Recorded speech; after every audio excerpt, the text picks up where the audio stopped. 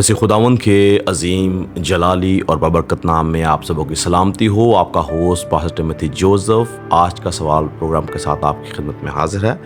آج کا سوال جو ہمیں ملا ہے وہ ہے مسیحیت کے اندر مردوں کو جلانا جائز ہے یا نہیں؟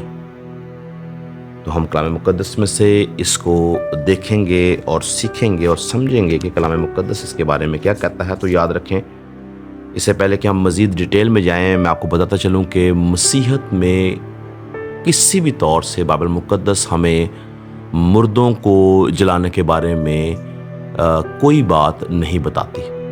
اگر ہم پرانے عہد نامہ کا مطالعہ کریں تو پرانے عہد نامہ سے نئے عہد نامہ تک جتنے مقدسین ہیں ان کو عزت کے ساتھ دفن کیا گیا، نہ کہ جلایا گیا۔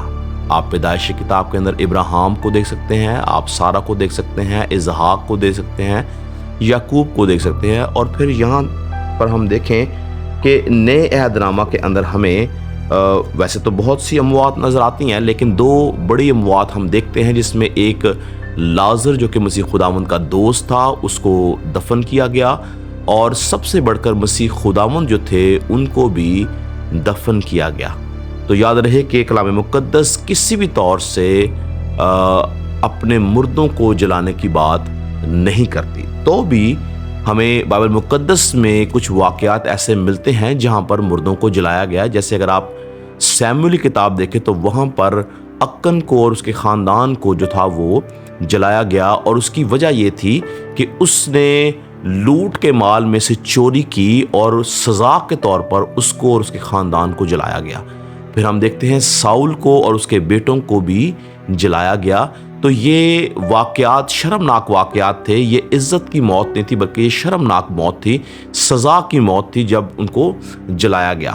تو کچھ مسیحی فرقے یہ سمجھتے تھے کہ اگر کسی مردے کو جلا دیا جائے تو وہ قیامت سے بری ہو جاتا ہے، جو کہ ایک غلط کانسیپٹ تھا۔ بائبل اس کے بارے میں کوئی ایسی بات نہیں کرتی ہے، کیونکہ کلام مقدس میں اگر ہم پہلا کرنتھیوں اس کا 15واں باب دیکھیں تو وہاں پر کلیئر لکھا ہے کہ مرے ہوئے لوگ، جو مردہ لوگ ہیں، وہ کیسی بھی حالت میں کیوں نہ مریں، یسوع مسیح کی دوسری آمد کے اوپر وہ جی اٹھیں گے۔ اگر ہم دیکھیں پہلا کرنتھیوں اس کا 15واں باب اور اس کی 42 ورس میں لکھا ہے، مردوں کی قیامت بھی ایسی ہے، جسم فنا کی حالت میں بویا جاتا ہے اور بقا کی حالت میں جی اٹھتا ہے، بے حرمتی کی حالت میں بویا جاتا ہے اور جلال کی حالت میں جی اٹھتا ہے، کمزوری کی حالت میں بویا جاتا ہے اور قوت کی حالت میں جی اٹھتا ہے، نفسانی جسم بویا جاتا ہے اور روحانی جسم